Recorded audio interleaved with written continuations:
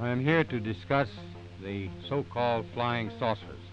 Anything in the air that may have the possibility of threat or menace to the United States. Generations of Americans have reported seeing objects in the sky that they could not explain.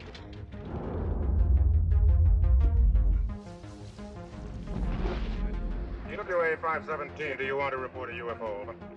Advancements in military technology have taken these unidentified flying objects from the stuff of the silver screen to the halls of Congress.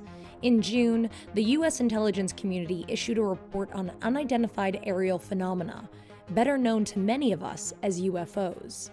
There were so many of these things, there were so many sightings off the East Coast, they were concerned simply about mid-air collisions.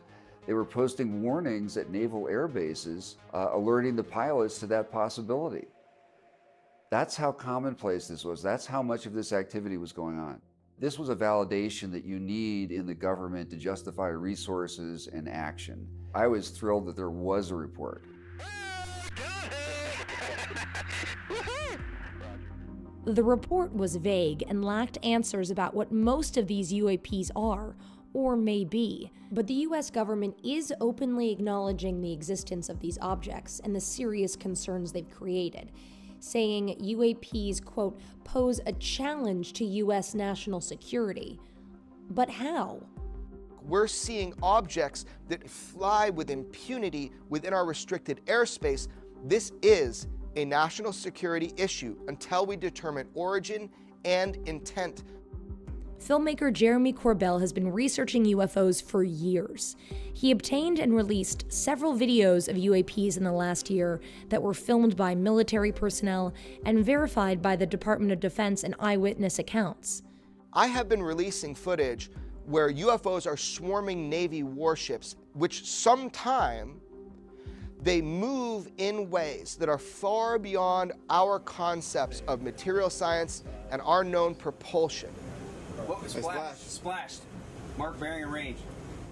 I don't know who's building it, who's got the technology, who's got the brains, but there's something out there that was better than our airplane. The baffling thing about this propulsion is there's no combustion involved.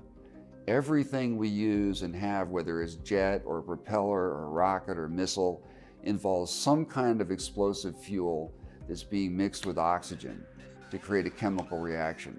That does not appear to be happening at all. There's no air intake, there's no exhaust, and they're able to move at hundreds of miles an hour without any obvious source of propulsion.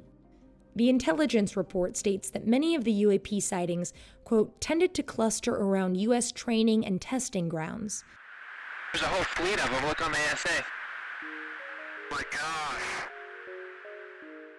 In 2019, we began to get swarms of unidentified objects operating in close proximity to Navy warships off the coast of California. This was also happening at nuclear propulsion plants and an Air Force base. Why would somebody be operating in such close proximity? Well, one theory is they were trying to provoke us and see how our air defense systems work and operate. Have we seen any deliberate hostile acts? Not necessarily, but have we seen the ability to disable some of our nuclear technology? Yes, we have, and so that's problematic.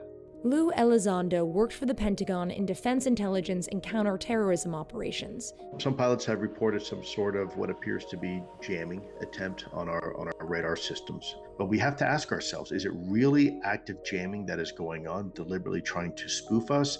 Or are we dealing with the technology by the mere fact that this technology exists, this advanced technology, we may be receiving some sort of distortion to our own systems. The Pentagon said in a statement after the report's release that it plans to formalize the study of UFOs going forward. We desperately need more information. Now that we're recognizing finally that this is really happening, and we're asking the pilots and the fleets and so forth to submit data instead of smothering it. The methodology of the propulsion and the power sources are game-changing for any nation that can start to even begin to understand the technology that is observed and represented. If this technology is in the hands of a potential adversary, it could be a dramatic strategic advantage. Imagine China or Russia being able to potentially disrupt our nuclear command and control, to decapitate the United States, to render us unable to respond promptly. If that were to happen, we wouldn't escalate, we would be defeated and there would be a new sheriff in town.